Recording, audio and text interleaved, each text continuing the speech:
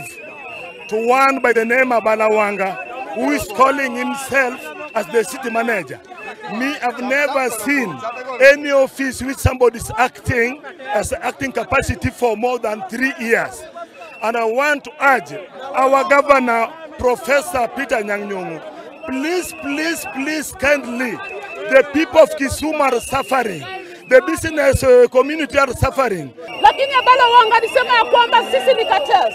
Alituamua tutoke Garissa Lodge. Akasema ya kwamba tuende Uhuru Market, tupange nyumba tulipe 40,000.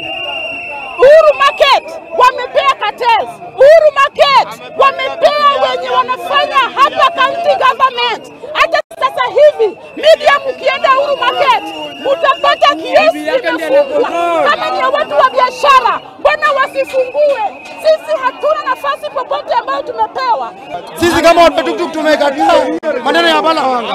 Anaamka asubuhi anasema watu tuktuk watolewe kwa town. Tuktuk imeajiriwa watu karibu watu 9,000 people. Wako na mabibi, wako na watoto wanalisha watu.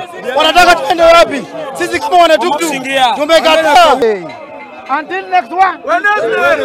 Governor Nyakatijarek, Waduogo, 1 week.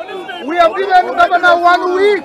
We have given governor 1 week. 1 week to remove Abala in office, to form the team, to form a team that will look at that. Some people went and printed fake notices, forged my signature, circulated through all and sundry.